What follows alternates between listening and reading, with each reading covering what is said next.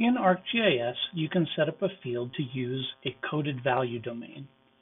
A coded value domain is a list of values set by you, the layer administrator, that the users can pick from when assigning a value to a field.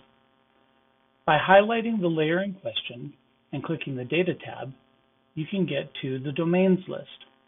Another way to get here is to right-click the database you're in and view domains. Domains have a name, a field type that they can apply to, and a type, and we're going to be talking about a coded value domain today. Here we can see a list of cleaning routines that are spelled out, where the code and the description are equal to each other. This domain is a yes-no domain, kind of called a Boolean field, where a field can either be yes or no, but nothing in between. You may have a field that's similar, where you're keeping track of the material that a pipe was made of, perhaps the username of someone assigned to a feature, or maybe the name of an area or region that the feature belongs in. But for whatever reason, the values in your field have been mistyped, so they're not all uniform. If we look at the attribute table for our sewer manholes copy, we can see that yes and no have been typed in a variety of ways, including some users that have used true and F for false to indicate yes or no. We can fix this up without creating any new fields by using tools in ArcGIS Pro and human knowledge of the existing values. To start, select by attributes all those rows where the field in question is not null. Click OK. And in my case, most of my features are selected. Not all, but most. Right-click the field and do Summarize. Indicate where you want your output to go. Choose Object ID as your statistic field and statistics type of count. And the field in question is going to be your case field. Click OK and let that run. And a new table will be created for you in the table of contents. You can go ahead and clear your selection at this point. Right-click and open the table that was generated, and you'll notice that you have a list of all the unique values that were in that field, as well as how many times it appears. For instance, yes with a capital Y appears 503 times, whereas yes with a lowercase y occurs 507. To begin fixing your field to use only a few values, go into the Fields view of this table and add a new field.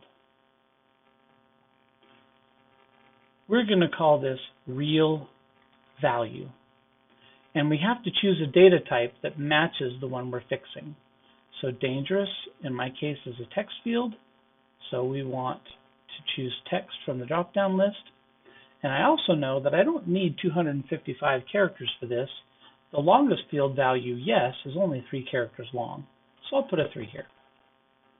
I'll save my edits on the ribbon. Close my Fields view. And now I can see my new column populated with nulls. I'm now going to modify the contents of this table to reflect what the values over here actually mean. So when someone has used a space and a Y, they really meant yes with a capital Y. A capital F means false, so that's meant to be a no with a capital N, and so forth on down the line. When I come to capital T, that stands for true, which means yes, and I'll type those values in.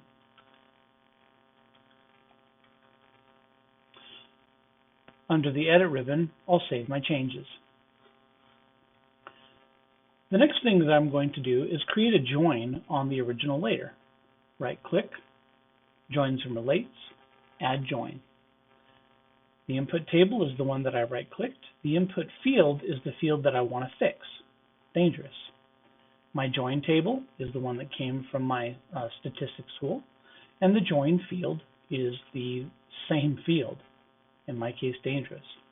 I do not want to keep all the input records because I'm not interested in the non-nulls, or I'm not interested in the nulls. This is going to be a one to first, and click OK. Now when I open the attribute table, I'll notice my table values over here and my feature class over on the left. Only a few steps more to go to fix up this field. Right-click the field that belongs in your feature class and do Calculate Field.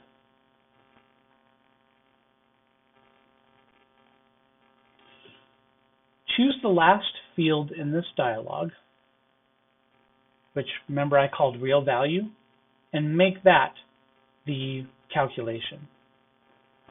So the dangerous field is going to get the real value field. I'll now click OK. One more thing to do, and that's remove the join. Remove all joins, yes. And now I have a field that I can mold into a domain. I would go into its properties, assign the yes/no domain to this field, and thereby new features that come into my feature class, users can only pick yes or no and not make typos or mistakes while filling it out. Anyway, that's my ArcGIS tech tip for today. See you next time.